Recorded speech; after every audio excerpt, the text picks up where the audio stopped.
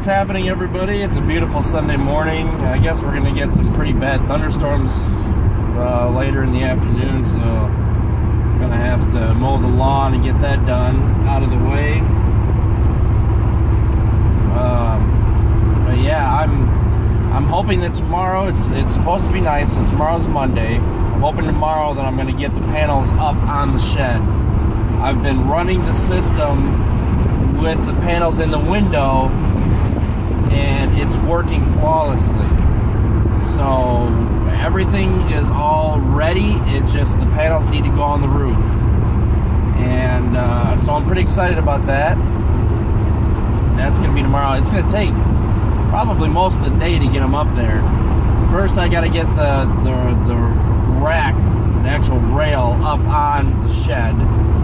Then I've got to drill the holes through the roof of the shed, and then lift everything up about 4 inches away from the shed so that I can get the panels mounted on the rack, and then remove the spacers that I'm going to be using, let the whole thing fall down. It's going to be kind of interesting because when we move, which we're not planning on staying where we're at forever, but when we move, I'm going to have a hard time getting the panels off, and that's by design. I designed it that way so that somebody can't just walk up to the shed and just take everything off.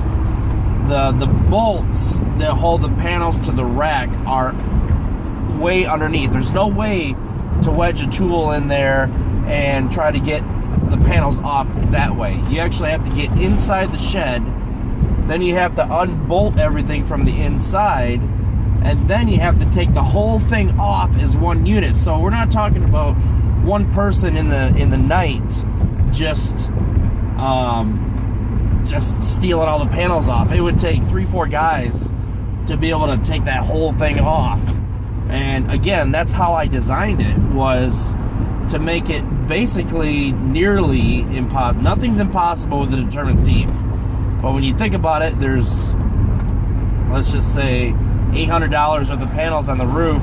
If somebody really wants that $800 that bad, of course they're going to find a way. But I can think of much more expensive, excuse me, and easier things to steal than some panels on the roof that's probably going to take them a couple hours at least just to be able to do it with 3 or 4 people. So, yeah, I mean, that's how I designed it. So yeah, when I get out there, and I got to figure out how the hell I'm going to get it off, but that's fine, because, you know, we're going to be at our current residence for at least 2-3 years, at least, maybe even longer. So I'm real happy with the way that it's turned out. I'm going to get another set of panels on the other side of the shed, but before that, I actually want to invest in wind. We live in Michigan. Okay, Michigan isn't the windiest state, but it's definitely up there as far as wind goes. And I tell you what, it's always windy where we're at because we live right near the lake. So we get a lot of that wind, and I can't tell you, and you know, I mean, your wind varies, of course, but it seems like it's always windy. Like right now, it's quite windy out. So it's just the way that it is. You know, on a hot summer day, of course, it's not as windy, but that's the thing about wind generators, is they're variable. You could also say that solar is variable, because with solar, like when it's cloudy right now, I can see the sun, but with the haze of the clouds, I'm not going to be putting out as much as if it was clear. And of course, at night, you're putting out nothing. So you could say that solar is as variable as wind. But wind seems to be a little bit more predictable, at least in my opinion. Yes, it's true that you could go a week without a single bit of wind, but where I live, it's always windy, so I'm always expecting the turbine to be turning somewhat. And my goal is to be able to have the wind turbine replenish the batteries as they drain from overnight usage. And I'm talking about things like radios, because both my kids sleep with a radio on with static. You know, they're, 10, 12 watts an hour.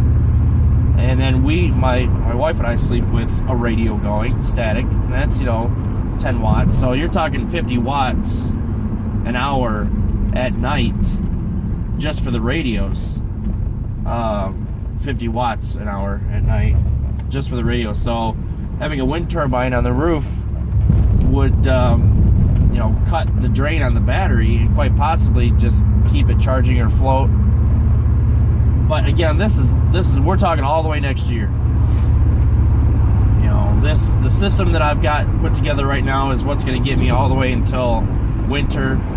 Until then, I start putting together more. I'd like to go wind.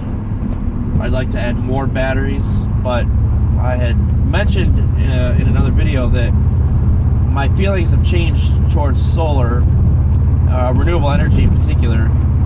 Again, I'm going to go into that more detail probably tomorrow when I'm able to sit down. Both kids are going to be gone at my parents' or my mom's, so I'll have a chance to sit down quietly and talk about the renewable energy scene and how things are changing, how our infrastructure is changing, and how I'm moving in one direction now rather than just the direction of, I'm going to save some money here and this is a cool project.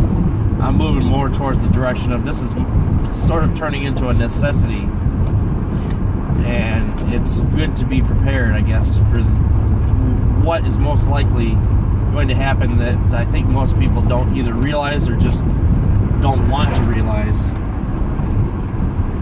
So anyway, so yeah, the progress on the panels is coming along great. It's just waiting on the parts. The combiner box is required, and then I had to wire back the direct burial wire that I've got is an XHHW, I think. They sent the wrong wire. Whatever. I mean, it doesn't matter.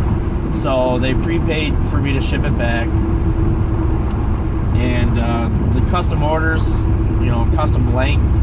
So the orders, I don't know why, but it takes longer. It takes about another week for a custom order. So at the earliest to get this system fully online, I'm looking at a week from Wednesday. But I can get everything else all set up and ready to go and just wait on the wire and then get the wire tied in and then be good. So, hey, progress, right? Slowly but surely.